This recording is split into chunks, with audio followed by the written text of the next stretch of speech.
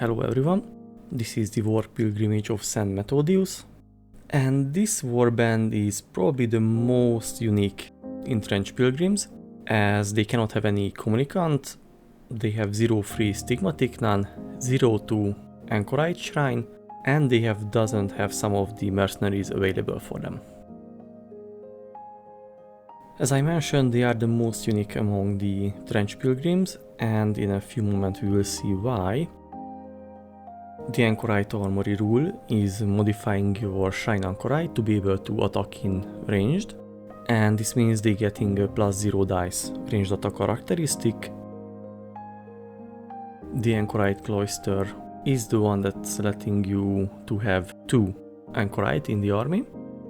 The Chaste Order is the one that's making the Stigmatic Nun the most unique, in looking at least, for the Trench Pilgrim, as you cannot use them without any armor, so they always have to have the standard armor on them. If they don't have it, you can't fight with it or can't use it during the game, and the maximum number of lands you can use is 3.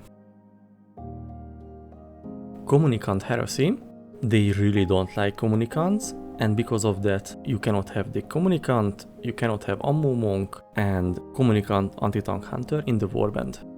Followers of St. Methodius, in campaign your patron is always the learned saint. Mortal Sin, your prisoners cannot have martyrdom device, and you cannot broke any unit for the Catherine wheel, so there is no extra life for your shrines. And Treasure in Heaven, your Trench Pilgrims cannot be resurrected as martyr penitents. And there is 2 item table for Methodius that is unique. The first one is modifying free weapon for the ranged weapons and can be used as the following. And the second one is a Shrine Anchorite item table, as you can use ranged attack with them. It means you can remove the Catherine wheel and replace it with ranged weapons, and you can also add 2 pieces of other battle kit for the Anchorite, so it's kind of like an Anchorite Lego. And the first one is the autocannon, and you can have either an automatic 3 or an automatic 5 attack, but the second option is a risky one. The gas filters giving negate gas keyword for the Anchorite.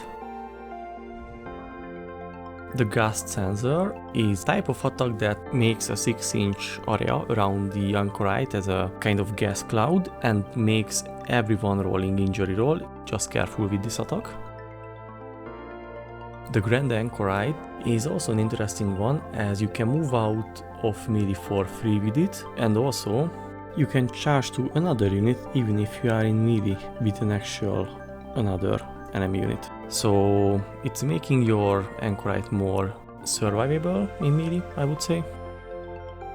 The Hallowed Anchorite is letting you to promote your Anchorite to be elite in campaign, which is I think very significant, so about it a bit later. Holy Diesel Engine, you can make the dash action with +2 dice, but in that case you are receiving a blood marker.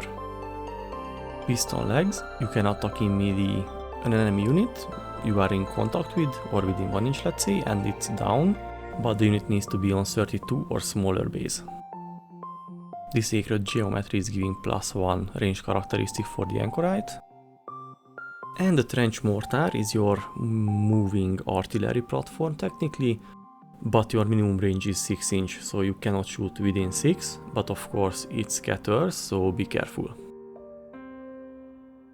And the Wrathful Cherub Face is if your enemy or the unit you are in contact with doesn't have the fear keyword, needs to start the action or activation with a retreat, and also cannot make any risky action while within 1 inch of the Anchorite. So it can be very annoying one. And all these skills or possibilities can be combined in almost any way for your Shrine Anchorite. And 2 additional weapons you can buy for the Anchorite is one of the anti-material rifle, which is I think don't need to mention too much, it's very good, and the heavy flamethrower. And as the 2 unit profile, the Stigmatic Nun with the mandatory armor and the 0 free availability. And the Shrine Anchorite with the +0 dice ranged attack. It's only the half of it, but the key point is that one. And as I mentioned, the promotion is more significant here. And the main one, I think if you can make your Anchorite elite as soon as possible, definitely that's your main objective to promote. After that it can be the Stigmatic Nun, optionally. And maybe the secondary one going for the mercenaries, I believe. In this warband I think it's not really worth it to promote the Trench Pilgrim to be elite. So this is St. Methodius, and I think as one the Shrine Anchorite Lego is very significant change for this warband. Not just that you can have 2 of them, but also you can make them to be ranged and also to have different items on them, and also you can promote to elite, which is very huge I think. And also the Stigmatic Nun is funny in lore perspective that always have to be in armor, cannot be naked. And also your mercenary options are a little bit limited than usual. But all in all, because of the Shrine Anchorites, it's a very huge power demonstration for this Trench Pilgrim warband, as I think depending on which mission you're playing, you can absolutely streamroll the enemy. Of course, in other cases you are in a disadvantage, so it's really depending on what's the mission you are playing. But it's really unpleasant for your opponent to play against St. Methodius, as killing 2 Anchorite which has -3 armor, it's not easy. Okay, you can't have the extra meat on the Catherine wheel as you cannot broke any unit for that, but it's still 4 times killing an Anchorite in total. So it's very not easy and very not pleasant to do it. And as the usual question, what you like to do in the warband, here I believe the most interesting question is, what is the favorite Anchorite to build? As you have several options for ranged weapon, and you have a few different combinations for regular battle kit. And I think it's also making your Anchorite work very differently depending on how you build it. So, what is your favorite Anchorite? That's the question.